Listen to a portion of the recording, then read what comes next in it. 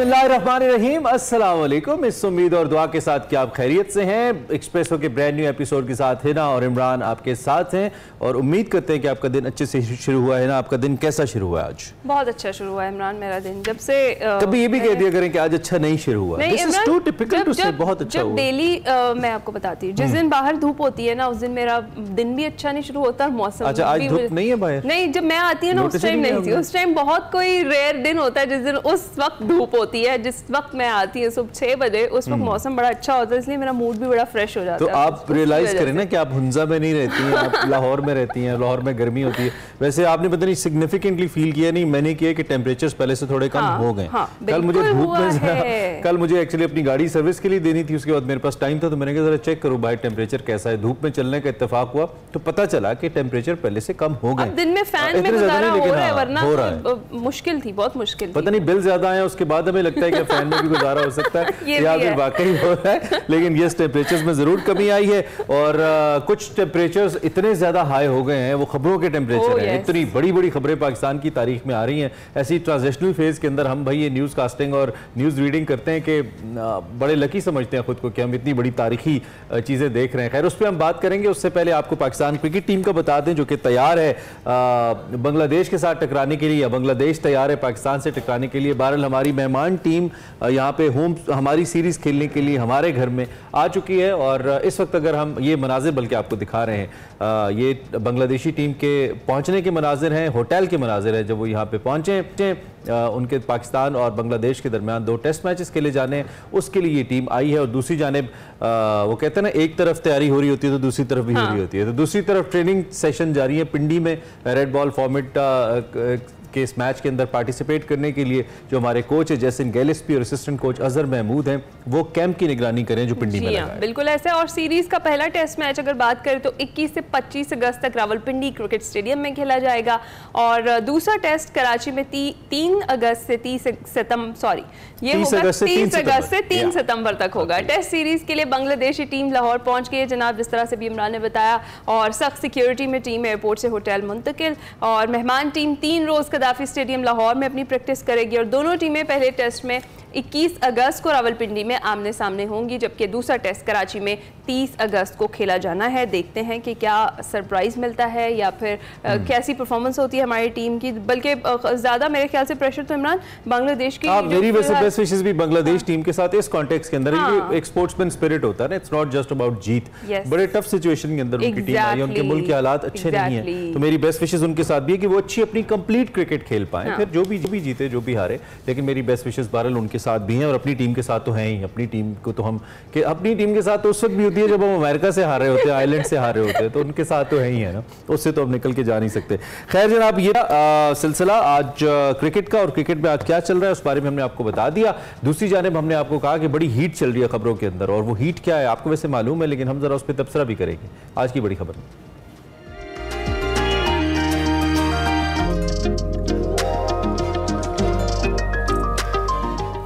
आज की बड़ी खबर, बल्कि सबसे बड़ी खबर यही है कि साबिक DGISI lieutenant general retired Faiz Hamid के बारे में, जिसमें ISPR के मुताबिक साबिक DGISI को फौजी तहवील में ले लिया गया और साबिक director general II lieutenant general retired Faiz Hameed का कोर्ट मार्शल शुरू कर दिया गया है। पाकिस्तान आर्मी एक्ट के तहत तादीबी कार्रवाई का आगाज़ किया गया है। ISPR के मुताबिक सुप्रीम कोर्ट ऑफ पाकिस्तान के अहकामात पर टॉप सिटी केस में साबिक DGISI के खिलाफ शिकायत पर तफसीली तहकीकात की गई और lieutenant general retired Faiz Hamid के खिलाफ रिटायरमेंट के बाद आर्मी एक्ट की खिलाफ वर्जी के वाक़यात भी साबित हुए। इस हवाले से DGISPR पहले ही अपनी प्रेस कॉन्फ्रेंस में कह चुके हैं। पाक फौज में खुद एहतसाबी एक सख्त कड़ा मगर शफाफ अमल है, एक खुदकार अमल जो हर वक्त जारी रहता है। इस फौज में हर वक्त ये खुद कार जो निज़ाम है खुद एहतसाबी का, ये सब भी चल रहा है और चलता रहता है। कोई भी कवायद व ज़वाबित की खिलाफ वर्जी हो, किसी किस्म की कोई करप्शन हो, किसी किस्म का बैड मिलिट्री ऑर्डर और डिसिप्लिन हो, तो ये एहतसाब का निज़ाम एक्शन में आता है और इसके अंदर किसी किस्म की तफरीक नहीं की जाती। बल्कि अगर ज़्यादा सीनियर रैंक और हायर रैंक हो तो ये जो हमारा अकाउंटेबिलिटी प्रोसेस है, it comes even more harder, because it is expected कि जो लोग सीनियर हैं उनको ज़्यादा समझ और अकल और ज़्यादा जिम्मेदारी है। जो जूनियर रैंक में बच्चे हैं, जो जूनियर ऑफिसर्स हैं, उनको तो आप कुछ मार्जिन दे सकते हैं, लेकिन सीनियर रैंक पे ऐसे नहीं हो। तो मैं आपको यही बताना चाह रहा हूँ कि we have a very robust internal accountability system which is working all the time in different domains वो काम कर रहा होता है। तो we are very proud of our accountability system and we have it firmly on rooted. सिर्फ और सिर्फ important point to note also this कि हमारा जो अकाउंटेबिलिटी सिस्टम है ये इल्ज़ामात पे काम नहीं करता, ये हकाइक पे काम करता। हमें अपनी अकाउंटेबिलिटी पे फ़ख्र है और ये एक ऐसा प्रोसेस है जो कि you know it's on going और बगैर किसी तफरीक के ये चलता है, ऐसा भी डीजी साहब ने कहा था। और ये उसकी वजह से एक मिसाल लगती है, ऐसी मिसाल पहले पाकिस्तान आर्मी के अंदर मिली नहीं है। इतने बड़े ओहदे से रिटायर होने वाले एक ऑफिसर के खिलाफ इतनी स्ट्रॉन्ग किस्म की कन्विक्शन सामने आए और फिर कार्रवाई हो जाए, तो ये एक अच्छी मिसाल है कि इदारा अपने आप को जस्टिफाई अगर इसको लेकर कर रहा है तो एक मिसाल के साथ कर रहा है, तो इट्स अ गुड एग्जाम्पल। दूसरी जानिब जो वज़ीर आज़म की मुशीर है राना सनाउल्लाह और सीनियर सियासतदान फैसल वाउडा भी बोले, कैसे चुप रह सकते थे, सुनिए। की तारीख में मैं समझता हूँ कि इस तरह के कोई एक आध वाकया हो तो हो, वरना इस लेवल के ऊपर, इस सीनियर लेवल के ऊपर जो है वो आम तौर पे मामलात को जो है वो सबसाइड कर दिया जाता है। तो इससे एक तो ये बात साबित है कि आर्मी में, पाक अफवाज में जो एहतसाब का अमल है वो बहुत मजबूत है, और अगर किसी के खिलाफ कोई बात सब्सटेंशिएट हो जाए तो उसका ओहदा या उसकी हैसियत कुछ भी हो तो उसके खिलाफ जो है वो फिर कार्रवाई जो है वो होती है। मैंने तो कई महीनों से आपको कहा था कि जो खास है ये बड़ी तबाही का बड़ा रीजन है पाकिस्तान की, चाहे वो जमहूरी हो, एस्टैब्लिशमेंट का नुकसान हो, आइन और कानून का नुकसान हो, तो ये तो होना ही था। दूर है, दुरुस्त है, बहुत बहुत जबरदस्त फैसला हुआ है। और जो लोग इस पुष्पनाई में थे समेत इस खास के, फैज हमीद के, जो PTI को अंत तक तबाही की तरफ लेके गए हैं और वो खुद भी इनके साथ मिलकर सारी गेम करते रहे, तो जितने भी लोग हैं इस किस्म के पुष्पनाई में इन्वॉल्व हैं, ये शुरुआत है, अभी बड़े बड़े बुत गिरने। अब तो फैसल वाउडा साहब भी आके कह रहे हैं कि मैं तानू दस्या सी, नाम नहीं सी लिया, नाम नहीं लिया था किसी ने।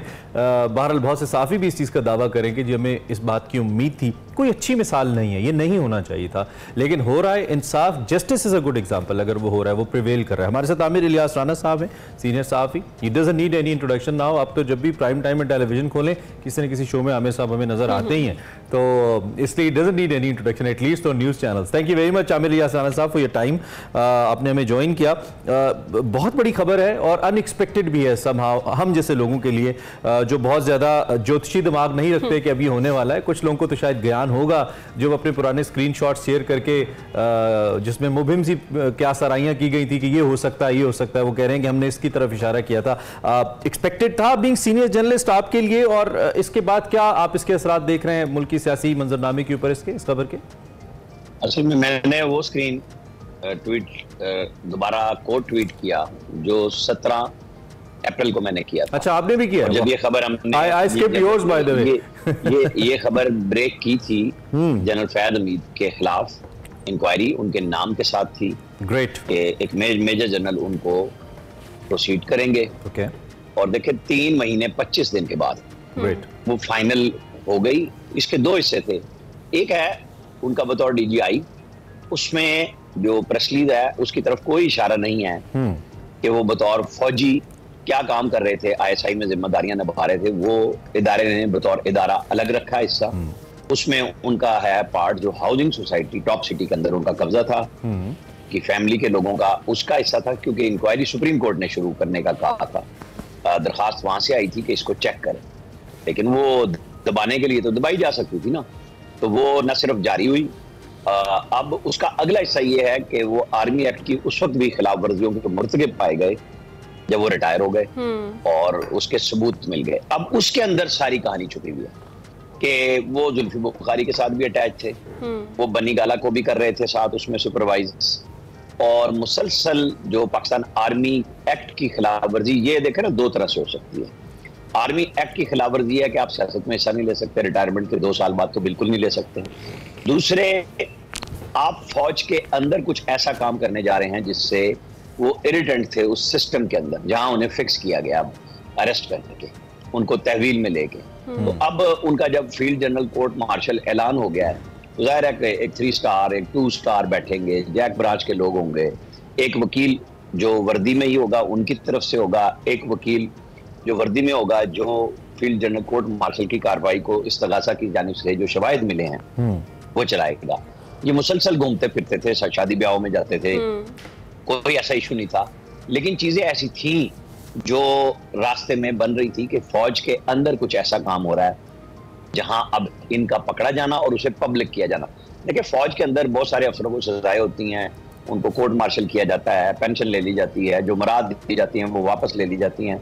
वो पब्लिक थोड़ी बहुत तब होती हैं जब वो लोग हाई कोर्ट और सुप्रीम कोर्ट में जाते हैं।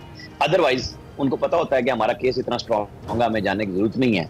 तो जनरल फैज हमीद के बारे में जितना बड़ा केस आया है और जो चीजें बताई गई हैं तो ये इतनी सादा बात नहीं रहेगी। सही है। उसके अंदर बहुत सारी चीजें, फौज ने जो प्रेस रिलीज जारी किया है वो मजाक में तो नहीं की। इस बात को आप ये भी ध्यान में रखिएगा कि जो डिजिटल दहशतगर्दी की बात करते हैं, नौजवानों को गुमराह करने के हवाले से DGISPR ने कई दफा गुफ्तगू की और अदलिया से भी शिकवा किया कि एक तरफ बिल्कुल रियायात मौजूद हैं।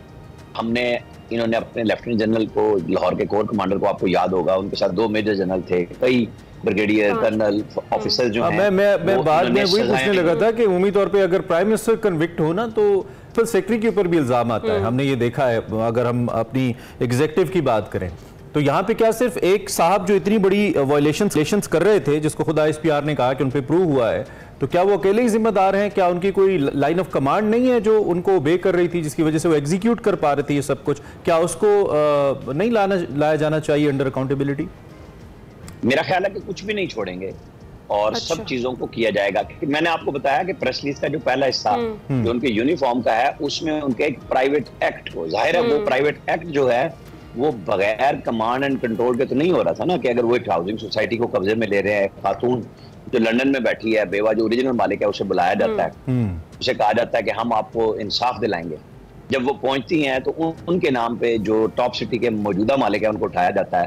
पहले तो ये दूसरे घर में चले गए थे, अकलियती PMLN के MP उनके घर में घुस गए थे, फिर दूसरे घर में गए, वहां पे वो सोना पैसा सब कुछ लिया। तो ये चीजें उसी वक्त रिपोर्ट भी हुई। लेकिन फिर ये दबी रही। उसके अंदर साकिब निसार साहब मोहतरम जो हर किस्से में हिस्सा लेना जरूरी समझते थे, उन्होंने चैम्बर के अंदर कार्रवाई चलाई थी सुप्रीम कोर्ट के चीफ जस्टिस होते हुए, बजाय अदालत में आने के। और जो रिपोर्ट FIA की आई थी वो दबा दी और बहुत सारा रिकॉर्ड तल्फ कर दिया जो इंसानी हकूक के सेल के नाम पे शायद कई लाख दरखास्तें थी वो उन्होंने जाते जाते जाया करा दी थी। तो ये चीजें शायद आगे बढ़े और बहुत कुछ बढ़े। कि जो बात आपने कही कि अकेले नहीं कर रहे थे, लेकिन मैंने आपको बताया कि जो प्रेस रिलीज का छोटा सा पहला हिस्सा है वो है टॉप सिटी पे और दूसरा है कि आर्मी एक्ट की खिलाफ वर्जी पोस्ट रिटायरमेंट। तो ज्यादा काम उस पे होना है। सही है। और लेकिन ये खबर क्यों बनी है? इसलिए बनी है कि ये DGISI थे, ये बाद में कोर कमांडर। तो आमिर साहब, जिस तरह अभी फैसल वावड़ा की भी गुफ्तगू हमने भी सुनी, वो यही कह रहे हैं बारहा कि फैज हमीद और PTI एक ही नाम है और अब ये मामला दूर तक जाएगा इस पर। और इस कोर्ट मार्शल पर पाकिस्तान तहरीक इंसाफ का रद्द-ए-अमल यही है कि ये तो फौज का अंदरूनी मामला है। आप क्या कहेंगे? पाकिस्तान तहरीक इंसाफ पर किस तरह के असरात होंगे इस कार्रवाई के और उनकी सियासत पर? देखिए, ये आपको उनका अगले 2-4 दिनों में, बल्कि परसों जब इमरान खान की पेशी होगी उस रवैये से भी इजहार होगा। क्योंकि कल जब मिले थे तो उस वक्त तक तो ये खबर नहीं आई थी, जर्नलिस्ट जब उनसे मिले तो वो 15 को दोबारा मिलना है लोगों ने और फिर पता लगेगा रद्द-ए-अमल क्या है। बाकी पार्टी तो हमेशा जो सियासी जमातें होती हैं वो लीडरशिप के साथ चल रही होती है ना, कि कौन कहाँ पे था। अब जनरल फैज के साथ जो भी ख्वाजा आसिफ बात कर रहे हैं, दूसरे बात कर रहे हैं, वो जुड़ी हुई हैं चीजें। जब वो यूनिफॉर्म में थे और DGISI नहीं थे, फिर DGI हुए, फिर बहुत सारे जर्नलिस्टों की जॉब्स गई, उनको काम नहीं करने दिया जाता था, ऑफ एयर कराया जाता था। वो सारे लोग बोल रहे हैं स्क्रीन पे कल से कि क्या क्या उनसे डिमांड होती थी, मालकान के साथ होती थी। पैमरा में आपको पता है हमारे दोस्त अबसार आलम थे, वो बता रहे हैं चीजों को कि उनके साथ किस तरह डील किया जाता था।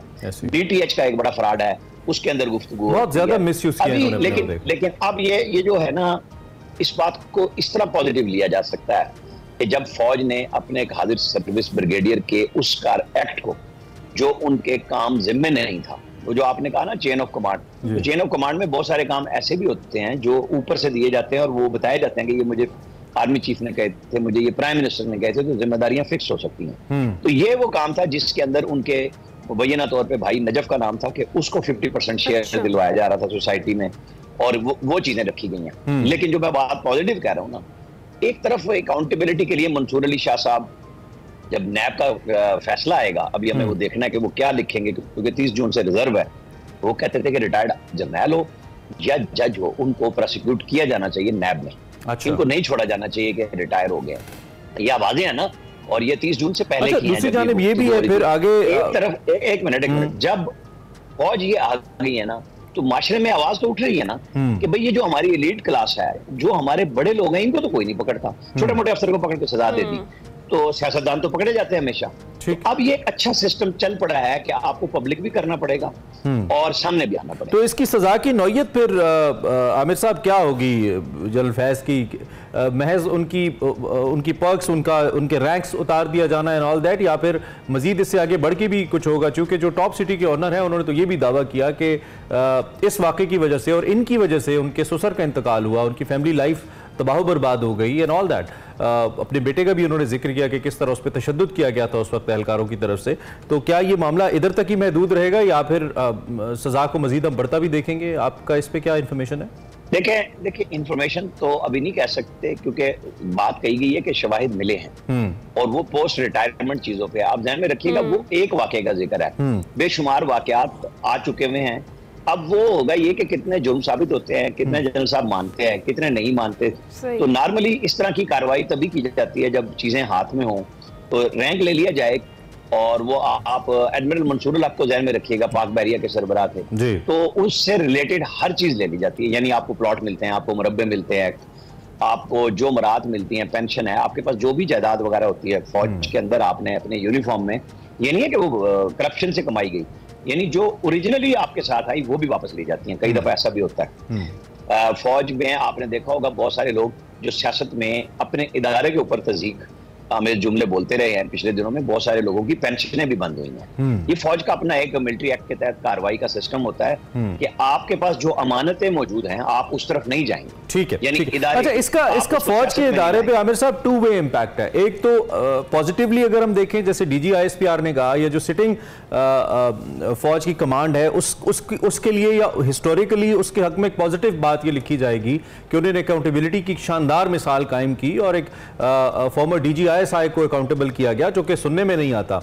इससे पहले कभी, या सोचने में भी नहीं आता पाकिस्तान में। तो एक तो ये है, लेकिन दूसरी मिसाल ये भी है कि एक इतने बड़े ओहदे पे एक ऐसा शख्स बैठा था जो इस तरह आइन को, इस तरह अपने इदारे के आइन को पामाल कर रहा था, उसका मिसयूज कर रहा था।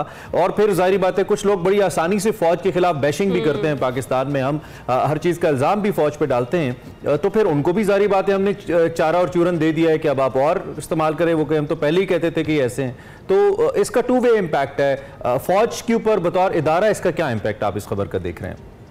देखिए, फौज ने एक इदारा जाती पॉलिसी के तहत इमरान खान को लॉन्च किया था। उसके लिए 5th जनरेशन वॉरियर भी तैयार किए गए थे। आजकल बड़े बड़े यूट्यूबर हैं, लेकिन वो कल से सारे खामोश हैं। तो कभी कोई कुछ कह रहा है, कभी कुछ कह रहा है। बहुत सारे लोग हमारे यहाँ ज़हन साजी इस तरह की गई, यूनिवर्सिटियों से बच्चे ला के तैयार किए गए और जाके लेक्चर दिलवाए गए। वो लोग फौज के शहीद को अपना शहीद ही नहीं मानते। बड़ी बदकिस्मती की बात है ना कि चाहे वो लेफ्टिनेंट जनरल सरफराज शहीद हो या लेफ्टिनेंट एक शहीद हो रहे हो या एक सिपाही शहीद हो रहे हो, तो हमारे यहाँ कंट्रोवर्सी इस तरह फैला दी गई है। जो काम इंडिया नहीं कर सका, वो ये 5th जनरेशन वॉरियर बनाए गए, सरकारी खर्चे पे बनाए गए, वो आज अपनी फौज पे मैं तो कहता हूँ भौंकते हैं। ये बोलने वाली बात नहीं है, ये तनकीद नहीं है कि वो जो मादरे वतन की हिफाजत के लिए बॉर्डर पे जाके लड़ रहे हैं, शहीद हो रहे हैं हमारे लिए, हमारे आज और कल के लिए हैं। हमारे यहाँ ज़हन साजी इस तरह हो गई है कि बस अब छोड़ना नहीं है, फौज के खिलाफ बोलना। तो मेरा ख्याल है कि वक्त आ गया हुआ है इंशाल्लाह ताला। अब बहुत जल्द ये लोग भी सजाओं में नजर आएंगे, क्योंकि जो गिला किया गया था, जिस जो आपने DG ISPR की साथ में वाली गुफ्तगू सुनवाई, इसमें एक गिला अदलिया के साथ भी मौजूद था कि हम तो अकाउंटेबिलिटी कर रहे हैं, लेकिन आपकी तरफ से हमें। अब आप देखें कि जिन लोगों ने GHQ और कोर कमांडर हाउस मुख्तलिफ जगहों पे घुसने का कहा, वो सारे जमानतों पे भी हैं और मुंह भी चढ़ा रहे हैं सिस्टम का। और वो कोई वीडियो लीक नहीं थी, कोई ऑडियो लीक नहीं थी, जो इन्होंने खुद जारी इन सब ने सोशल मीडिया पे। तो हमारे यहाँ सबूत मांगे जा रहे हैं उसके भी। अब ये इमरान खान साहब भी बड़े बोलपन से आजकल बार बार कहते हैं कि जी देखें वो GHQ के सामने कौन सा मुजाहिरा करना मना है। मैंने कहा था भाई हर जगह पे लिखा है प्रोहिबिटेड एरिया, कैंटोनमेंट्स एरिया, वैसे नहीं वहां पे जलसे जुलूस होते।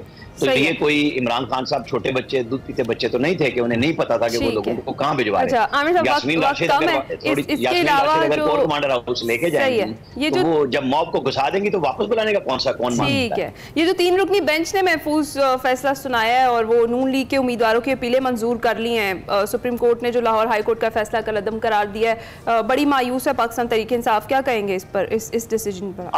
वो भी एक अलग से प्रोपेगेंडा की गेम है। उन्होंने फैसले में लिखा है कि ये 9 और 10 फरवरी को रिकाउंटिंग की दरखास्तें रिटर्निंग अफसर को दी गई थी। ये कोई बाद में ट्रिब्यूनल तो बाद में तश्कील पाए है ना, जिसके ऊपर कहा गया, लाहौर हाई कोर्ट ने जो फैसला दिया था कि ये ट्रिब्यूनल में जाने चाहिए थे। ट्रिब्यूनल में तब जाते हैं जब आपने पहले कोई एक्शन न लिया हो और फिर उस पर दरखास्त देते हैं। तो उन्होंने ये भी कहा कि जजेस ने रिमार्क्स भी इलेक्शन कमीशन के हवाले से गलत दिए। अब हम सिर्फ ये देखते हैं कि जी काजी साहब को जो कि कंट्रोवर्शियल कर दिया गया है, जिस तरह अब इमरान खान जस्टिस मंसूर अली शाह को कंट्रोवर्शियल कर रहे हैं जब वो बयान देते हैं कि 2 महीने बाद हुकूमत चली जाएगी और उसके ऊपर गुफ्तगू होती है। बड़ी हमारी बदकिस्मती है कि हम किसी भी इदारे के सरबराह को इस तरह मजाक में खेल लेते हैं, गुफ्तगू करते हैं। जब काजी साहब आ रहे थे तो भी पीटीआई ने प्रोपेगेंडा किया कि ये नून लीग के लिए आ रहे हैं। अब मंसूर अली शाह के लिए खुद पीटीआई कह रही है कि ये हमारे लिए आ रहे हैं और इलेक्शन ये हो जाएगा। आप मुझे बताएं, इससे इंसाफ की बुनियादें तो हिल रही हैं ना। तो हमारे यहाँ इदारा जाती तौर पे बुनियाद पे पाकिस्तान और स्टेट हर इदारे को पीछे एक कदम जाना होगा, फिर ही हम कोई रास्ता बना सकेंगे, वरना तो बदकिस्मती हमारी, हम सिर्फ तबाही की तरफ जा रहे हैं। बिल्कुल ठीक, बिल्कुल ठीक। Thank you very much. Aamir Ilyas Rana, senior साफ़ी, अपनी राय हमारे सामने थे मौजूदा सियासी और दीगर मामलात के ऊपर। आई होप आपने सुना और आपको समझ भी आई होगी, आपने इस तज्ज़िये को एंजॉय भी किया होगा। हम एक ब्रेक लेते हैं, ब्रेक के बाद वापस आते हैं। Welcome back to Express. तो आपकी मुलाकात अब कराते हैं कि ऐसे टैलेंटेड नौजवान से जिन्होंने अपनी यूनिवर्सिटी का फाइनल प्रोजेक्ट ऐसा बनाया कि हर तरफ उसका चर्चा है। मुल्तान यूनिवर्सिटी के नौजवान आर्किटेक्चर ने वेस्ट मटेरियल प्लास्टिक से ईंटें बनाने का काम शुरू कर दिया। इन माहौल दोस्त ईंटों से इंतहाई सस्ते दामों घर तैयार हो सकता है। यहाँ तक के 3 मरले का जो घर है वो 7 लाख रुपए में तैयार किया जा सकता है। और जबकि इस घर की तैयारी के वक्त इन ईंटों को सीमेंट या रेत भी जरूरत नहीं पड़ती। कैसा जबरदस्त प्रोजेक्ट है इमरान। ये वैसे मुझे समझ नहीं आ रहा, लेकिन हम इसे समझने की कोशिश करेंगे आपके लिए, और ये वाकई हुआ है। इसको कैसे इन्होंने बनाया है, हाउ इट वर्क्स, और आपको भी अगर मेरी तरह ये सोच रहे हैं कि ये कहीं गर्मी में ईंटें पिघल ही ना जाएं, या बहुत ज्यादा जैसी गर्मी खासतौर पर मुल्तान में पड़ती है। अतर हैदर हमारे साथ मौजूद है इस वक्त, उनसे हम जरा बात करते हैं। अतर, क्या हाल है? जी अल्हम्दुलिल्लाह, आप सुनाए खैरियत से? Thank you for joining Athar, it's quite interesting to know. बड़ा हमारे लिए तो इन्फॉर्मेटिव भी और interesting at the same time. पहले तो ये बताइए कि ये वाला आइडिया माइंड में कैसे आया, ऐसा क्या देखा आपने, और ये कैसे एप्लीकेबल है, कैसे काम करता है प्लास्टिक का स्ट्रक्चर? जी बिल्कुल। सबसे पहले तो पाकिस्तान के करंट इश्यूज़ जिसमें प्लास्टिक वेस्ट की मिसमैनेजमेंट एक बहुत बड़ा इशू है। UNDP के अकॉर्डिंगली पाकिस्तान 330 जो है वो टन प्लास्टिक की जो है वो लाख टन प्लास्टिक की जो है वो मिसमैनेजमेंट करता है। अच्छा। उसको मद्देनज़र रखते हुए मैंने ये इस प्रोजेक्ट को सोचा और मैंने कहा कि इसको हम क्यों ना एक कंस्ट्रक्शन मटेरियल के तौर पे इसको हम यूटिलाइज कर सकें। दैन उसके बाद मैंने एक मशीन डेवलप की जो कि इस मटेरियल को डीप फॉर्म करती है और देन इसके साथ सैंड को मिक्स करके मोल्ड्स के अंदर इसको यूटिलाइज करके हम ब्रिक्स बना रहे हैं। अच्छा। तो अतर ये मतलब अमली तौर पर मतलब इस्तेमाल किया जा सकता है इस ईंट का, या इससे कोई घर प्रॉपर बनाया जा सकता है, क्योंकि या सिर्फ ये एक्सपेरिमेंट की हद तक अभी आपने किया है? जी बिल्कुल। हमने जो इस मटेरियल की जब हमने इसको बनाया तो हमने इसकी प्रॉपर लैब टेस्टिंग और प्रोटोकॉल्स के साथ हमने इस मटेरियल को बनाया है। इस ब्रिक का जो एक्चुअल वेट है वो अप्रॉक्सीमेटली 1.75 kg इसका वेट है। और ये प्लास्टिक इसके अंदर जो है वो हमारा 40% यूज़ हो रहा है एंड हमारी 60% जो है वो सैंड यूज़ हो रही है। तो ये 2 मटेरियल जब आपस में बॉन्ड बनाते हैं तो ये बड़ा एक स्ट्रॉन्ग बॉन्ड है। और इसकी जो हमारी स्ट्रेंथ होती है PSI हमारे कन्वेंशनल ब्रिक से 1.5 टाइम्स जो है वो स्ट्रॉन्गर है। Are we losing the audio? हाँ। अतर, आपकी ऑडियो का हमें कुछ प्रॉब्लम आ रहा है, आप हमें सुन पा रहे हैं? जी आपकी आवाज़ आ रही है। जी we got the connection back. अच्छा अतर, इसकी मजबूती क्या है? इस पे कैसे भरोसा किया जा सकता है कि आम जो इंफ्रास्ट्रक्चर है या आम जो ब्रिक्स हैं उसकी तरह का मजबूत होगा? इस हवाले से बताइए। जी बिल्कुल, हमने जब इस मटेरियल को बनाया है देन उसके बाद हमने इसको with proper lab testings and protocols के साथ हमने इसको बनाया है। इस मटेरियल की जो ब्रिक है वो उसका वेट 1.75 kg अप्रॉक्सीमेटली उसका वेट है, और जिसके अंदर हमारा 40% प्लास्टिक एंड 60% हमारा सैंड के मिक्सर के साथ हमारी ब्रिक जो है वो रेडी हो रही है। और इसकी जो स्ट्रेंथ है वो 1.5 टाइम्स मोर है हमारी कन्वेंशनल ब्रिक जो हमारी ब्रिक होती है उससे। तो अतर, एक कॉमन क्वेश्चन जो दिमाग में आता है ये सुन के, जिस चीज़ में प्लास्टिक का इस्तेमाल होता है वो आग ज़्यादा जल्दी पकड़ती हैं, तो इस हवाले से क्या कहेंगे? इट इज़ सेफ कि इसको कंस्ट्रक्शन में यूज़ किया जाए इस तरह से? तो कोई, क्योंकि 40% अगर इसमें प्लास्टिक है और बाकी सैंड का इस्तेमाल है, फिर भी चांसेस तो रहते हैं। जी बिल्कुल, देखें जो हमारी सैंड और इसकी बॉन्डिंग है, हम एक्चुअली प्लास्टिक को हम बिल्कुल मेल्ट नहीं कर रहे हैं, हम उसको जस्ट डीफॉर्म कर रहे हैं। तो उसकी सैंड के मिक्सिंग के साथ ये मटेरियल पोरस मटेरियल है। एक तो इसकी जो हीट रेजिस्टेंस है वो हमारी आम ब्रिक की तरह है कि ये डे में हीट को एब्जॉर्ब करती है और रात के अंदर ये हमारी हीट को रिलीज कर रही है। और इसके साथ साथ हमने इसको हीट भी मजीद दे के देखा है कि ये डी फॉर्म अपनी शेप को कर रही है या नहीं कर रही, और ये क्या हेल्थ हैजर्ड हमारे लिए बन रही है या नहीं। तो ये बिल्कुल भी नहीं बन रही, क्योंकि जब ये बॉन्ड अपना एक सेकंड मटेरियल के साथ बनाता है प्लास्टिक, तो ये दोबारा नहीं होता। ठीक है, ठीक है। अच्छा, तो दूसरी बात ये भी है कि आपने इसमें कॉस्ट एफिशिएंसी किया, इसमें इस्तेमाल होने वाली जो मशीनरी है, is it different then of the normal जो मशीनरी होती है जिससे आप कंस्ट्रक्शन मटेरियल बनाते हैं? आपने इसके लिए क्या इस्तेमाल किया है, और उसके लिए क्या कोई खास प्लांट किसी की ज़रूरत है कि अगर इसे मैस लेवल पे मैन्युफैक्चर किया जाए इन प्लास्टिक की ईंटों को या वेस्ट मटीरियल से बनी ईंटों को? इन्होंने ईंटें तैयार की हैं इसलिए हम इनको प्लास्टिक की ईंटें कह रहे हैं। हाँ, आइडिया ज़बरदस्त है, फिट वर्क्स। और आपको पता है कि इस्लामाबाद में एक सड़क मौजूद है बाकायदा तौर पे F6 सेक्टर के अंदर, जो कि हाँ जो वेस्ट मटेरियल से बनाई गई है, पाकिस्तान की वो पहली सड़क है, और बड़ी कामयाबी से एक मॉडल के तौर पर वहाँ पे लिखा भी आपको नजर आता है कि it is made of waste material. 330 lakh ton I think, जैसे कि हमें डाटा बताया अतर ने, कि वो पाकिस्तान में वेस्ट हो जाता है, उसको इस्तेमाल किया जा सकता है। क्या अतर से कनेक्ट हुए हम दोबारा? अतर, आपको आवाज आ रही? जी मुझे अच्छा, कोई लिंक में है प्रॉब्लम थोड़ा, लेकिन मैं चाहता हूं कि आप जरा अपनी बात मुकम्मल कर लें, आखिरी हिस्सा हमारी गुफ्तगू का। जी बिल्कुल, तो हमने इस प्रोजेक्ट के लिए अपनी जो है वो एक कंपैटिबल मशीन बनाई है जो इसको प्लास्टिक वेस्ट को डिफॉर्म करती है और उसको सैंड के साथ मिक्स करके देन मोल्ड में वो पोर करती है। तो अगर हम इसको कमर्शियल लेवल के ऊपर, बड़े लेवल के ऊपर करना चाहते हैं, तो वी हैव प्लान्स आल्सो कि हम उस मशीन का जो कंपैटिबल डिज़ाइन है उसको हम कमर्शियल लेवल के ऊपर लेके उस डिज़ाइन को हम जो है वो एक्सपैंड कर सकते हैं, जिससे हमारी प्रोडक्शन इसकी मज़ीद इंक्रीज हो सकती है। ठीक है। और इस मटेरियल से कंस्ट्रक्शन के लिए भी क्या कुछ खास किस्म की आर्ट या टेक्निक चाहिए? जैसा कि आपने कहा कि वजन तो इसका तकरीबन 1.25 किलो है, तकरीबन जितना नॉर्मल एक ईंट का होता है, तो क्या इसको लगाने के लिए या इससे कंस्ट्रक्ट करने के लिए कोई सर्टन स्ट्रक्चर, उसके लिए कोई खास आपको लोग भी चाहिए या फिर आम लोग जैसे ईंटें लगाते हैं इसको बना सकते हैं? जी बिल्कुल, जिस तरह ये ब्रिक का डिज़ाइन आप देख सकते हैं कि ये इंटरलॉक ब्रिक है, इसको किसी भी सीमेंट और मोर्टार या बाइंडिंग एजेंट की ज़रूरत नहीं है आपस में इंटरलॉक होने के लिए। तो इसकी जो कंस्ट्रक्शन है वो कोई बहुत स्किलफुल लेबर की हमें ज़रूरत नहीं है, क्योंकि इसकी जो इंटरलॉकिंग है वो इसकी वॉल को रिस्पेक्टिवली बनाएगी, तो उससे कोई भी आम आदमी इससे अपना घर जो है वो खुद बना सकता है। अच्छा, वाह। और अतर इन दी एंड ये बताएं कि कॉस्ट कितनी रिड्यूस होगी इससे कंस्ट्रक्शन की? अगर एक घर, सिंपल एक घर बनाया जाता है, तो इस ब्रिक का यूज करते हुए कॉस्ट में कितना फर्क आएगा?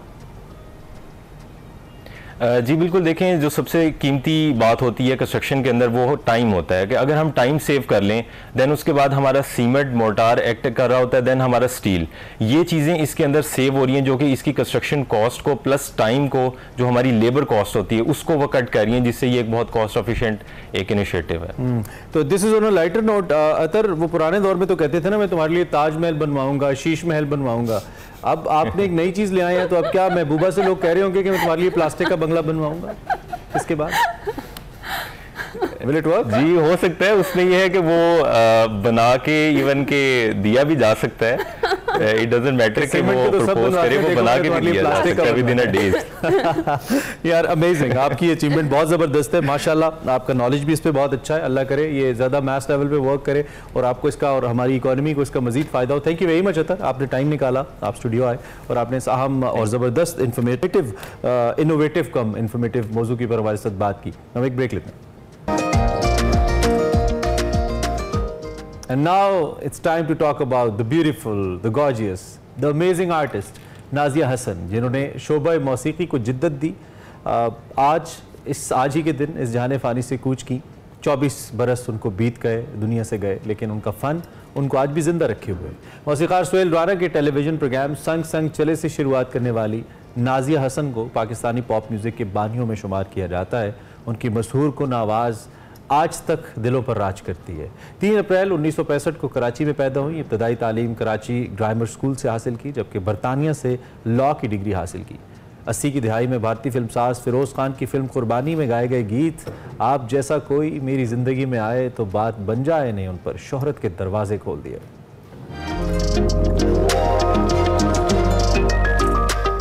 Welcome back to Expresso. अब शामिल करेंगे सेगमेंट माइंड मैटर्स, जिसमें डॉक्टर कमल खालिद आज ये कह रही हैं कि अगर किसी के घर जाएं तो केक के बजाय पौधे लेकर जाएं और ये नया ट्रेंड मुतारिफ करवाएं। उन्होंने ये किससे मुतासिर होकर इकदाम उठाया है, आइए उनसे ही जानते हैं।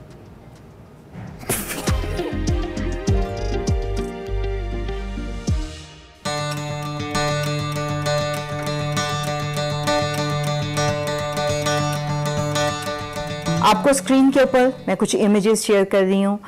इनको आप आइडिया के तौर पर लीजिए कि जब आप किसी के घर जाते हैं, जब किसी से मिलने जाते हैं, इस किस्म की बास्केट्स बनाना और इनको लेके जाना कोई मसला नहीं है। आप पीपल ले लीजिए, बरगद ले लीजिए, जामुन ले लें, आम ले लें, धरेक ले लें, नीम ले लें, सुहांजना, अमलतास। अब ये वो सारे के सारे दरख्त हैं जो कि हमारी अपनी ज़मीन के दरख्त हैं।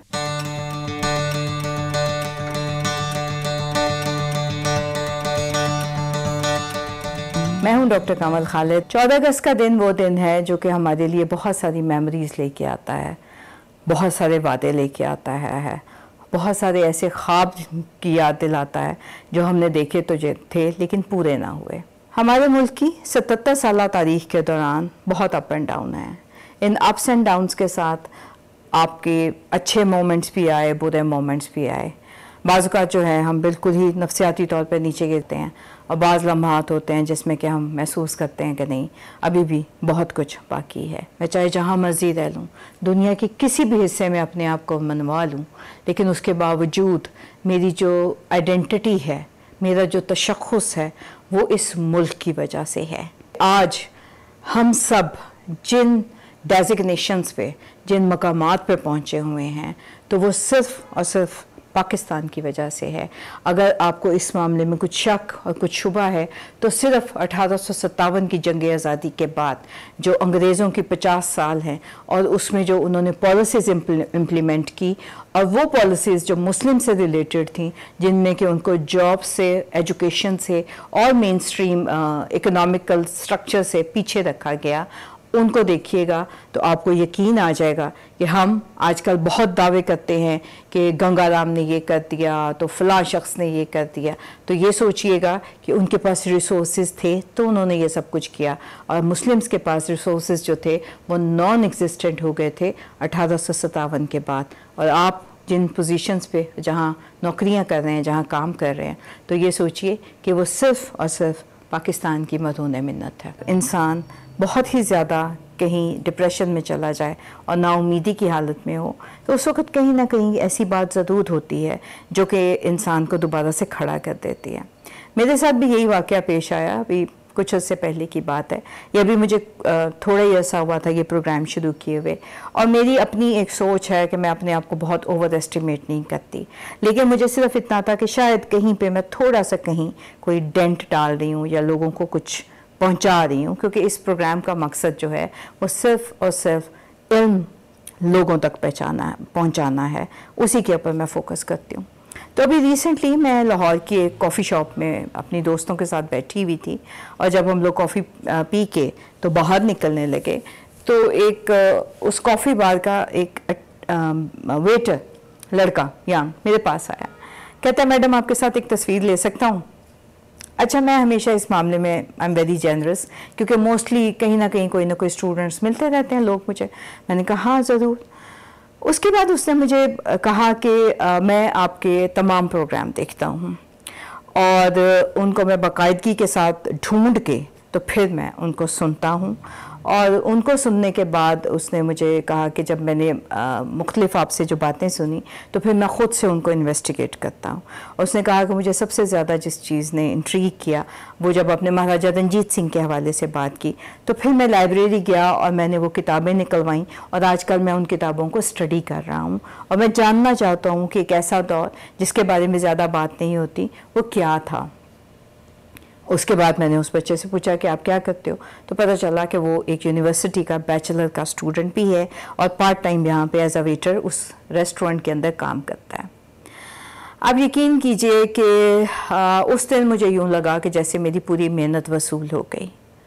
मेहनत वो जो कि ज़ाहिर है आपके साथ बात करने से पहले मुझे दिनों बैठ के पढ़ना पड़ता है, लिखना पड़ता है, नोट्स बनाने होते हैं, और दूसरी बात ये कि वो एक ख़ास मकसद जिसको कि मैं लेके ज़िंदगी में चल रही हूँ और वो ये है कि डिसेमिनेशन ऑफ नॉलेज, कि जो इल्म मौजूद है उसको लोगों तक पहुँचाया जाए। और क्योंकि मैं एक अदना सी तारीख़ की स्टूडेंट, तारीख़ ने हमेशा हमें ये बताया है कि किसी भी कौम की बेहतरी के दरवाज़े उस वक़्त खुल जाते हैं जब उस कौम के नौजवान और उस कौम के लोग जो हैं वो इल्म की तरफ जाना शुरू करें, जुस्तजू की तरफ जाना शुरू करें और हक़ाइक़ को जानने की कोशिश करें, तारीख़ को समझने की कोशिश करें और उन तारीख़ और हक़ाइक़ की बुनियाद के ऊपर ख़ुद फ़ैसले करें कि क्या दुरुस्त है और क्या गलत है। मैं समझती हूँ कि कौमों की तरक्कियों के लिए ये पहला कदम होता है। हमने हमेशा तारीख़ की, लोगों की बात की, लेकिन आज मैं अपना रुख थोड़ा सा बदलना चाहती हूँ और वो रुख ये कि आज से तकरीबन 8 साल पहले मैंने और मेरे हस्बैंड ने, जिनको कि बहुत पौधों का शौक़ है, हमने एक इनिशिएटिव लिया और हमने ये किया कि जब हम दोस्तों के घरों में जाते हैं ख़ुसूसन गर्मियों में, तो बजाय फल, मिठाई या केक ले जाने के हमने पौधों की बास्केट्स बना के और उनमें दरख्तों के जो स्टेपल्स होते हैं, जो उनके पौधे होते हैं, वो उसमें डेकोरेट करके ले जाने शुरू किए। अगस्त के महीने में हम इस चीज़ को बहुत ही ज़्यादा एग्रेसिवली करते रहते हैं और 2 चीज़ें कंबाइन हो जाती हैं। एक तो ये कि अगस्त का महीना बरसात का महीना है और ये वो दिन होते हैं कि आप जो भी पौधा लगाते हैं वो बड़ी स्ट्रांगली और बड़ी आसानी के साथ फल फूल जाता है। अगस्त ही के महीने में हमारा यौम आज़ादी भी आता है और उस यौम आज़ादी के मुनासबत से मैं समझती हूँ कि पौधों से बढ़ के शायद कोई भी तोहफ़ा नहीं हो सकता। और ख़ुसूसन इस साल जो हमने गर्मी की शिद्दत देखी है, तो मैं यही बात कर रही थी कि वो जो हम 6-7 साल पहले हमने काम करना शुरू किया, तो वो काम हमें अंदाज़ा हो रहा है कि उसकी कितनी शदीद ज़रूरत है।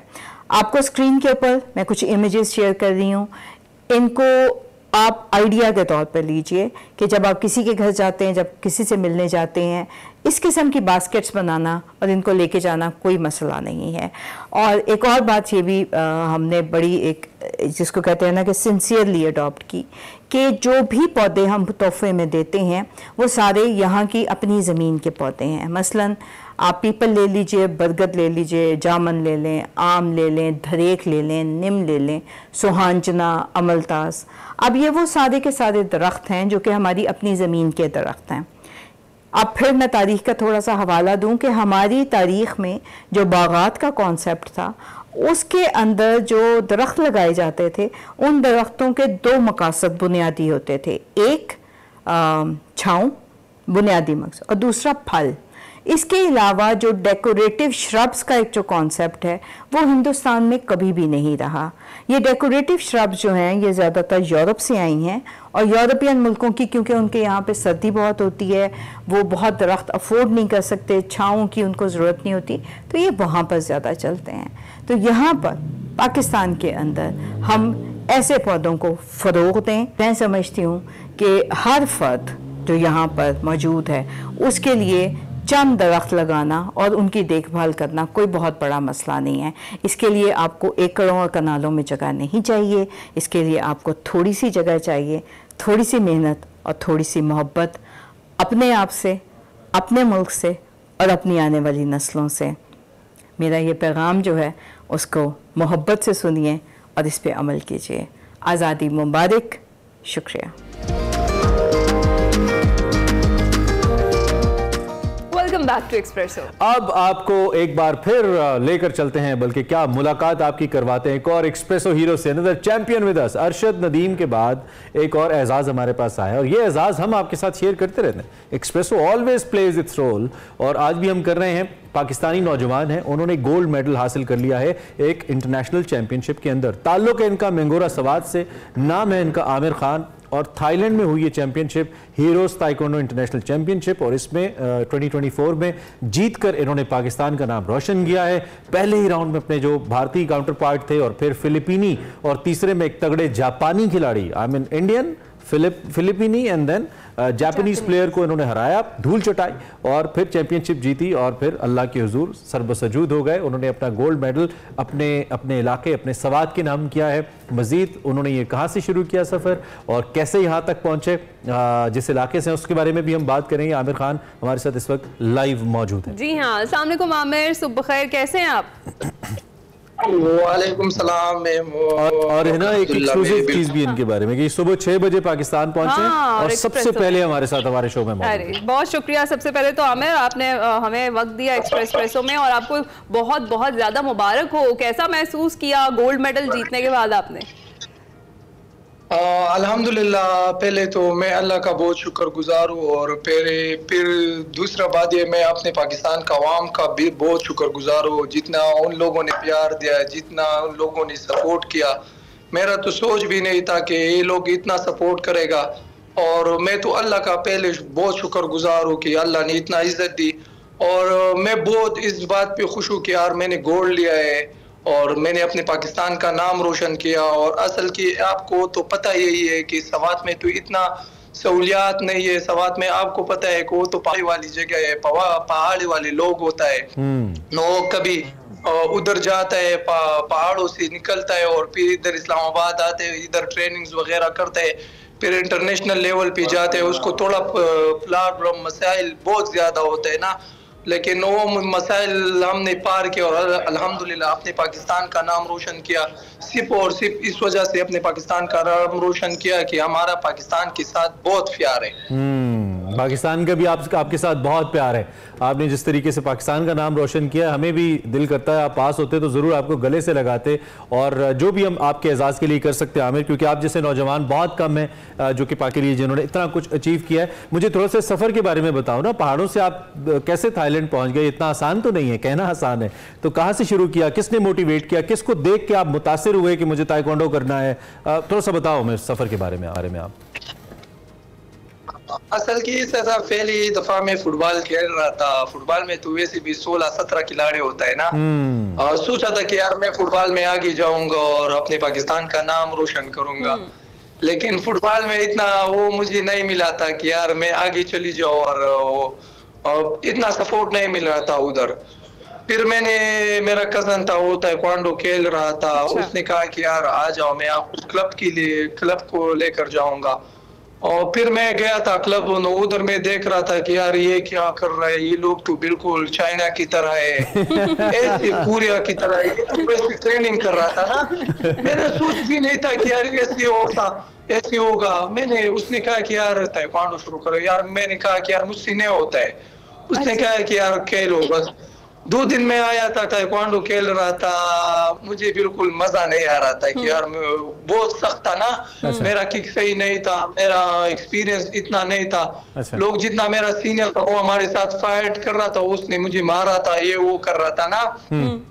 फिर मैंने सोचा था कि यार ये तो वो है। फिर मैंने फुटबॉल छोड़ा था और एक दिन मेरा पाँव लग गया था, डैमेज हुआ था, घर आया था।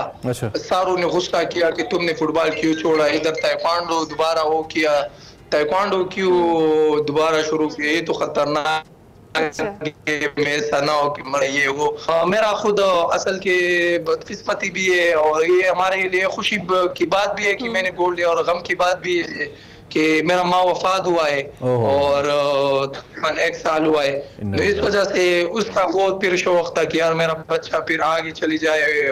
वैसे आज फिर आपने अपनी वालिदा की रूह को बड़ी तस्कीन दी है। वालिदैन तो माँ बाप के साथ रहते हैं, वालिदैन तो बच्चों के साथ रहते हैं, माँ बाप जो होते हैं, और वो हमेशा अपने बच्चों की खुशियों पे खुश होते हैं, दुनिया में हो या ना हो, तो उनकी रूह बड़ी खुश होगी आज बस एक बात सिर्फ होता है कि आज मेरे पास मेरा जी आमिर सुन पा रहे हैं? मुझे लगता है आमिर को फिर कॉल आ रही है। लग रहा है आमिर एक्चुअली हमारे साथ सेल के थ्रू कनेक्टेड है और इनको बार बार कॉल्स आ रही, वापस आए जीत के आए, तो लोग अप्रिशिएट करने के लिए कॉल्स कर रहे हैं और अब टेलीविजन पे देखे तो ज्यादा ही करेंगे। आई होप आमिर आपसे हमारा राब्ता हो, आप अगर सुन पा रहे हैं हमें, दोबारा से हम कनेक्ट हुए हैं तो आप प्लीज हमें बताइए, जब राब्ता होता है तो हम बात करते हैं जी। बहुत शानदार, और देखिए एक दुख इनके अंदर है और यही दुख अपने नसीम शाह जब पहली दफ़ा उन्होंने बहुत अच्छी परफॉर्मेंस दी थी मैच के अंदर, तो आई रिमेंबर कि वो भी रो रहे थे, PSL में भी रो रहे थे, चूँकि उनके अंदर भी यही दुख था कि उनकी जो वालिदा हैं वो उनके साथ मौजूद नहीं है, और यही दुख अब इनके अंदर भी। आमिर भी कह रहे हैं कि जी मेरी अम्मी दुनिया में नहीं आज होती तो बहुत खुश होती। इन्होंने बहुत ज़बरदस्त चैम्पियनशिप विन की है, इन्होंने इंडियन, फिलिपाइन और इसके साथ जापानीज जो खिलाड़ी हैं, इन तीनों प्लेयर्स को हराकर गोल्ड मेडल विन किया, और कहते हैं कि मैं फुटबॉल खेलता था पहले, मुझसे ताइक्वांडो खेलने नहीं होता था। इसमें भी लेसन है Imran. But interesting part was कि जब मैंने देखा तो मुझे लगा ये सब चाइनीज की तरह है। That was the best part. I hope कि आमिर से दोबारा कनेक्ट करें तो मजीद उनके कुछ जज्बात जाने, लेकिन बहुत बड़ी अचीवमेंट है। बिल्कुल ऐसा ही है। आमिर साथ है हमारे? आमिर से रब्ता नहीं हो पा रहा है, चले हम कनेक्ट करने की कोशिश करते हैं जी। आज जो ही सुबह 6 बजे उन्होंने लैंड किया तो हम पहला जो शो जिस पे हमने रब्ता भी किया, इनफैक्ट हम इनको फॉलो कर रहे थे और फिर ये आए भी हमारे पास ताकि हम इनसे बात करें, क्योंकि हम अपना फ़र्ज समझते हैं किसी भी पाकिस्तानी और ख़ासतौर पर किसी यंगस्टर पाकिस्तानी जो पाकिस्तान के लिए कुछ अचीव करे, तो हमारा फ़र्ज़ है कि हम उसका तारुफ आपसे कराएं, चूँकि ultimately they need such platform कि उनको पता लगे कि उन्होंने मुल्क के लिए कुछ किया है, and we feel so proud on that. 14 अगस्त भी है, आने वाली है, एक दिन बाकी है, आई मीन कल 14 अगस्त भी है, तो हमारे लिए बड़ा एक वी फील प्रिविलेज्ड कि हम इस तरह के पाकिस्तानियों का इंट्रोडक्शन करवाते हैं। 14 अगस्त के तोहफे हैं अर्शद नदीम। मुझे अफसोस लग गया वो मेडल हमने दिखाया नहीं। हाँ, वो मेडल हमने स्पेशली निकलवाया था आपके लिए आमिर का मेडल। चलिए हम किसी और नशिस्त में आमिर से बात करेंगे। Aamir, it's such a player having you, अल्लाह आपकी वालिदा को जन्नत नसीब करें और आपके लिए हमारी ढेर दुआएं हैं। पाकिस्तान के लिए खेलते रहें और इंशाल्लाह जीतते रहें पाकिस्तान इंशाल्लाह। यहाँ वक्त एक ब्रेक का, आपने कहीं नहीं जाना, कुछ ही देर में वापस आएंगे। Welcome back to Expresso. और आपको पता है कि आजकल सोशल मीडिया का दौर चल रहा है और जैसे जैसे ये दौर बदल रहा है, ऑनलाइन काम करने की डिमांड भी बढ़ती जा रही है और इसमें कई डिफ़िकल्टीज़ भी हैं। कुछ लोगों को पता नहीं है कि ऑनलाइन काम कैसे किया जा सकता है। अच्छी बात यह है कि ऑनलाइन कामों की डिमांड ज़्यादा है और इससे अर्निंग ज़्यादा हो सकती है। फेसबुक, इंस्टाग्राम, ट्विटर, यूट्यूब और टिकटॉक के ज़रिए आप अर्निंग कर सकते हैं। जो भी लड़के लड़कियाँ फ्रीलांसिंग कर सकते हैं, अपने क्रिएटिव आइडियाज़ और अपना जो ज़ाती बिजनेस है वो भी शुरू किया जा सकता है। और किस तरीके से आप यहाँ से अर्निंग कर सकते हैं और कौन सी ऐसी स्किल्स हैं जो आसानी से सीखी जा सकती हैं और इससे आपको फ़ायदा हो सकता है, ये सब कुछ बताने के लिए आज जो हमारे गेस्ट हैं वो हमारे साथ मौजूद हैं, मुस्तफ़ा अहमद, और वही हमें बताएंगे क्योंकि वो एक्सपर्ट हैं। हम जो सबसे ज़्यादा सवाल किया जाता है ना, जो लोग, मुझे कम से कम बहुत ज़्यादा इनबॉक्स मैसेज आते हैं, जॉब नहीं है, कहीं जॉब लगवा दें। और मैं हैरान हूँ आजकल के दौर में भी, अगर आपके पास एक कंप्यूटर और इंटरनेट है, उसके बावजूद आप बाहर 25-30 हज़ार रुपये की नौकरी ढूंढ रहे हैं और उस पर रिलाई करके बैठे हैं। तो इस पर हमने बात करनी है कि ये कितना पॉसिबल है, क्या ये वाकई बहुत आसान काम है, डूएबल है। मुस्तफ़ा हमारे साथ हैं, उनसे ज़रा इस पर बात कर लेते हैं। Mustafa, thank you for joining us. And हम चूँकि ऑफिस थोड़ी इन्फॉर्मेशन इनसे ले भी रहे थे, लेकिन मैंने कहा ज़रा बचा के रखते हैं ऑनरली। सबसे पहले तो ये बताइए कि ये कितना ईजी है करना ऑनलाइन बिजनेस? क्या कोई भी बंदा कर सकता है या कोई IT एक्सपर्ट होना इसके लिए ज़रूरी है? थोड़ा सा इसको एक्सप्लेन कीजिए हमारे लिए। अच्छा, मैं इसके लिए आसान करता हूँ। विल स्टार्ट विद कि अगर कोई भी बंदा कोई ऐसा सोच चाहता है कि उसने ऑनलाइन अर्निंग करनी है, तो उसके लिए अगर आपके पास उसमें मल्टीपल वेज हैं और मल्टीपल प्लेटफॉर्म्स हैं जो आप यूज़ कर सकते हो, जिनसे आप कुछ ना कुछ बना सकते हैं। सबसे पहले हम लोग बात कर लेते हैं कि जो मोनेटाइजेशन वाला जो आजकल है, जिसमें यूट्यूब आपके पास आ जाता है, यू हैव टिकटॉक और ऑल अदर प्लेटफॉर्म जिनके ऊपर आप मोनेटाइज कंटेंट डाल के you can make money out of it. You don't need to be an expert, ठीक है, anyone can make money out of it, बस यू नीड गुड कंटेंट। ठीक है, ठीक है। तो it's not something which is too difficult कि कोई IT एक्सपर्ट होगा तो ही मैं कर पाऊंगा, कोई भी कर सकता है। और इसमें पाकिस्तान में अवेलेबल प्लेटफॉर्म्स कौन कौन से हैं? इस टाइम पाकिस्तान में अवेलेबल प्लेटफॉर्म इज यूट्यूब, ठीक है, which is available for everyone। और भी प्लेटफॉर्म्स हैं but YouTube is accessible, easily accessible. ठीक है, जिसको आप मोनेटाइजेशन पैसे कमा सकते हैं। ठीक है, ये तो मोनेटाइजेशन वाले हो गए। अब ऑनलाइन बिजनेस की तरफ आ जाइए। अच्छा, now let's talk about online business. अब ऑनलाइन बिजनेस में जो सबसे पहला टर्म है that is e commerce. E commerce में इसमें भी आगे मल्टीपल प्लेटफॉर्म्स हैं, फिर उसके ऊपर भी डिस्कशंस हैं। It is not something which is too difficult, but it is also not something which is too easy. Okay. At the same time. ठीक है, तो you need expertise, time, patience. आपको अपनी consistency के साथ अपना put in करना पड़ेगा सब कुछ, then you can make money out of it. It is not something कि बस आप सोचो कि बस लैपटॉप उठाया है। तो मुस्तफ़ा, ये जो आजकल चल रही हैं बहुत सारी ऐप्स होती हैं, बहुत सारे लोग कहते हैं कि आप फ्री अर्निंग कर सकते हैं, आपने इतने क्लिक्स करना है, इतना ये करना है, और एक और जिसमें गेम्स खेलनी है, गेम्स खेलनी है, या फिर आपने कोई एड्स देखने हैं, मतलब इस तरह की जो सब चीज़ें हैं, या फिर कुछ ऐसी चीज़ें हैं जो कोइंस और ये वाली इनकी ट्रेडिंग है, ये सब कुछ है। ये बताइएगा, ये सब कुछ फेक होता है या फिर इनसे वाकई अर्निंग हो जाती है? अच्छा, मैंने I have heard a lot about them, ठीक है, and I have seen people जो कि एक टाइम के ऊपर तो पाकिस्तान में बहुत ज़्यादा इसका ट्रेंड स्टार्ट हो गया था और बहुत ज़्यादा लोग इसके ऊपर अपना टाइम लगा रहे थे। तो मेरे पास भी आते थे कि मुस्सा भाई हम ये करें, तो मैं कहता था अच्छा चलें, अगर पैसा बनाना इतना आसान होता है तो फिर और क्या चाहिए, और क्या चाहिए। But at the end of the day all of these platforms are scam. वो आप शुरू में व्हाट दे विल डू कि आप थोड़ा सा चंक डालेंगे, वो आपको कुछ रिटर्न करेंगे।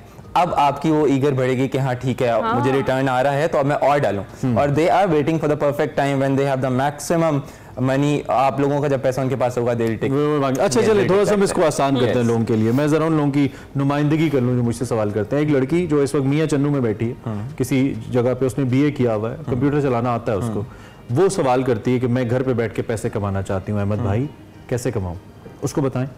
Digital marketing, best advice, digital marketing. To start with, you can start with anywhere. I will not say that you need someone to come to you and explain all of this stuff that how things work. Actually, you have YouTube. YouTube पे जाएं आप यार, YouTube पे जो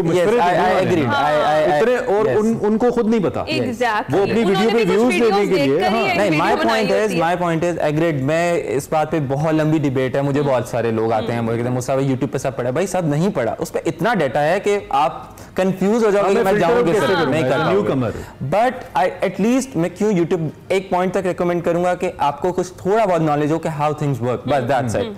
now जब आपको ये समझ आ गया कि ठीक है यार ये चीजें इस तरह काम करती हैं और क्या मैं अगर इसके अंदर कुछ कर सकता हूँ, गो लुक फॉर। आप ये कह रहे हैं कि अगर मैं YouTube पे ज्यादा वीडियोस देखूंगा तो खुद ब खुद फिल्टर आउट कर लूंगा कि कौन ठीक कह रहा है? नहीं, YouTube के ऊपर आपको मेरा मॉडल ये है, द वन एक लड़की है वो स्क्रैच से ही जीरो नॉलेज है, वो YouTube पे जाके at least she will come to know कि हाउ लेट्स से ई-कॉमर्स वर्क। यस, ये है क्या, ठीक है, बेसिक नॉलेज, ठीक है, बहुत ज्यादा डेप्थ में जाएगी।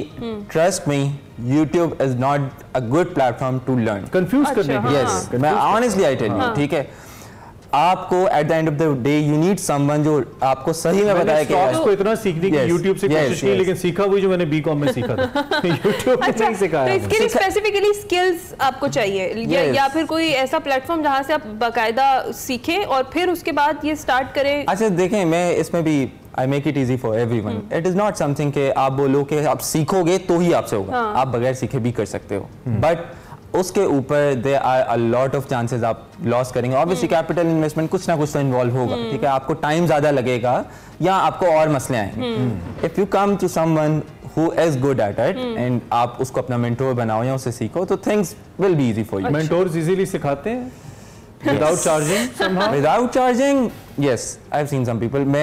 I've heard a name. I'll take the name. GFX Mentor. बहुत बंदे हैं हमारे, एक और हैं SEO के, उनका भी बहुत लोग उनको जानते हैं, वो सीनियर हैं काफ़ी, मेरे दिन से उनका नाम निकल गया है। ठीक है, इट्स ओके। अच्छा ये बताइए, आपने जो कि YouTube का जिक्र किया ना, और आपने खुद भी कहा कि इट्स क्वाइट कंफ्यूजिंग, बट ऐसा कोई टिप या हिंट है जिसकी बेस पे हम ये फिगर आउट कर सकें कि ये इन्फॉर्मेशन हमें ठीक मिल रही है?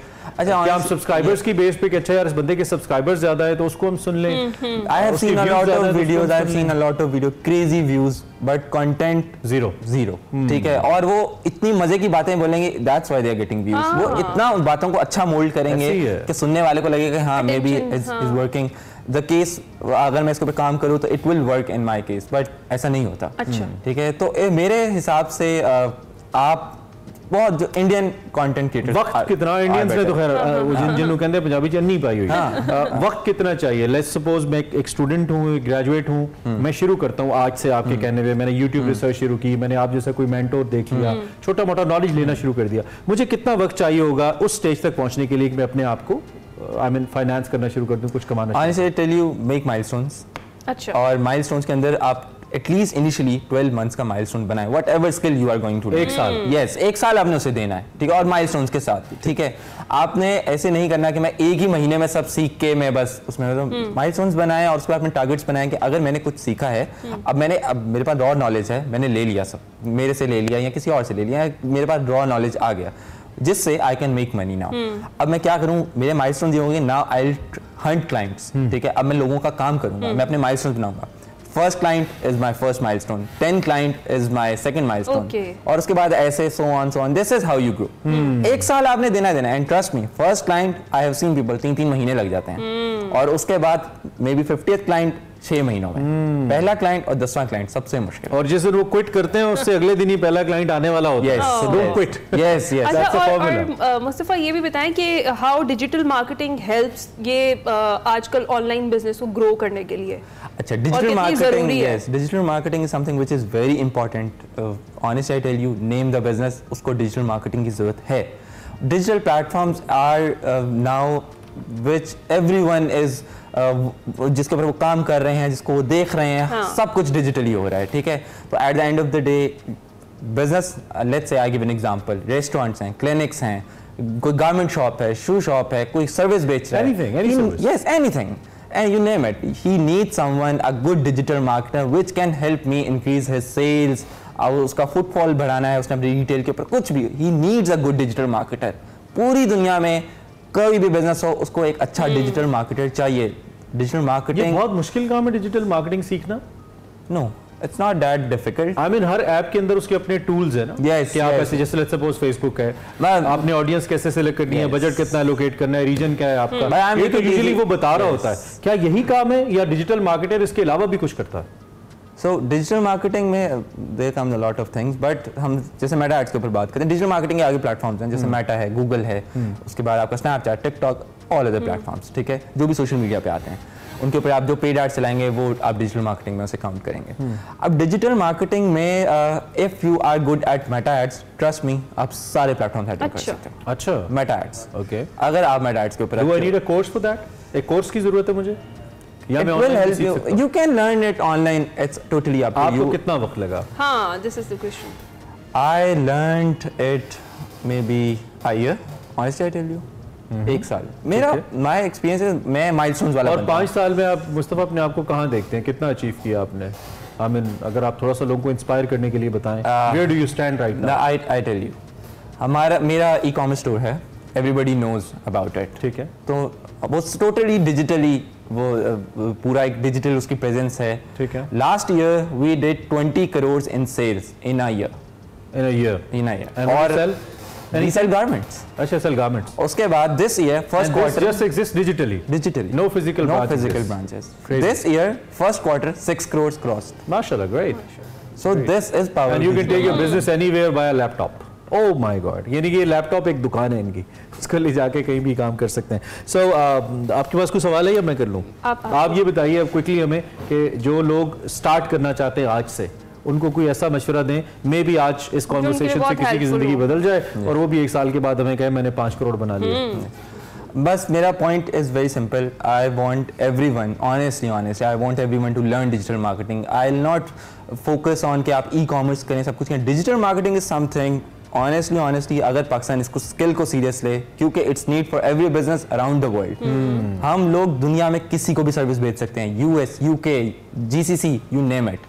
हम पूरा मुल्क में भी अगर हम लोग इसको सीरियस लें and we make a good cream निकालें हम डिजिटल मार्केटर्स की, they can contribute very good। रात को मुझे किसी ने पिक्चर भेजी, डाउनलोड नहीं हो रही थी, हमारा फेसबुक रिफ्रेश नहीं हो रहा। यहाँ पे तो ये चल रहा है। आप being a digital marketer, being a you know entrepreneur, digital entrepreneur, इस पे क्या टेक है आपका? ये हम किस गली जा रहे हैं? ऑनेस्टली आई टेल यू, बहुत ज्यादा डिसअपॉइंटमेंट है, बहुत ज्यादा डिसअपॉइंटमेंट। आई डोंट नो, ये फैसला साजों को कौन समझाए? आप नहीं, ये नहीं कर सकते। हर्ट कर रही है आपको चीज आपके बिजनेस को? Lot, not just me, I have a community, उसमें सारे एक्टिव ई कॉमर्स, सब लोग परेशान होते हैं, ठीक है। जब इनका दिल करता है एंटरटेनमेंट के लिए इंटरनेट यूज करते हैं वो नहीं, काम के लिए कर रहे हैं वो डिस्टर्ब हो रहे हैं। And honestly I tell you they have no idea वो कितना लॉस कराते हैं। बहुत बड़ी इंडस्ट्री है ये, बहुत बड़ी इंडस्ट्री, इनको नहीं पता ये मुल्क में कितना कंट्रीब्यूट कर रहे हैं, लेकिन बस इनको कौन समझा। और अभी पोटेंशियल और भी बहुत ज्यादा है, अभी तो लोगों को प्रॉपर गाइडेंस की जरूरत है लोगों को, क्योंकि ये स्कैमर्स वगैरह के जो हत्थे चढ़ जाते हैं वो फिर उसके बाद तौबा कर लेते हैं कि भाई अब से तो हमने ये काम करना ही नहीं है। बस मुस्तफा जैसे लोगों की जरूरत है।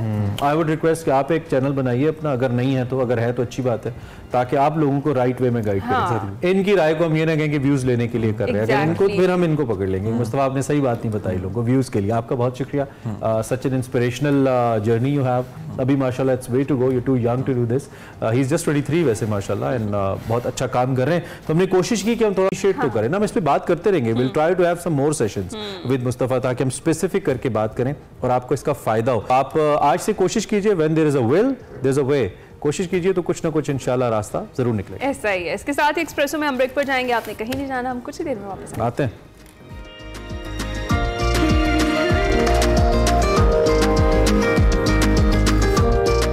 Welcome back to Expresso program का आखिरी हिस्सा है और आज हमारे मायनाज क्रिकेटर शोएब अख्तर साहब अपनी सालगिरह बना रहे हैं। तो ये कैसे हो सकता है भाई, हमारे हीरो हैं पाकिस्तान, क्या दुनिया भर के तेज तरीन बॉलर हैं, तो हम उनको बर्थडे विश ना करें। So many many happy returns of the day dear Shoaib Akhtar. Rawalpindi express के नाम से जाने जाते हैं। अपनी बर्क रफ्तार बॉलिंग से बैनुल अक़वामी क्रिकेट में कौन सा ऐसा बल्लेबाज है अपने वक्त का, ब्रायन लारा हो या सचिन तेंदुलकर, जिसको नचा के नहीं रख दिया उन्होंने। 1997 में पाकिस्तान के लिए डेब्यू किया, जल्द ही तमाम दुनिया पे छा गए और आज तक जो तेज तरीन गेंद है दुनिया क्रिकेट के अंदर वो करने का रिकॉर्ड इनके पास है। 163 एक रोजा मैचेस खेलकर 147 विकेटें हासिल की, 46 टेस्ट मैचेस भी खेले, 178 शिकार वहां पे कर डाले, 15 टी20 मैचेस खेले, तो 20 मैचेस में वहां पे नुमाइंदगी टी20 के अंदर भी 15 मैचेस के अंदर की।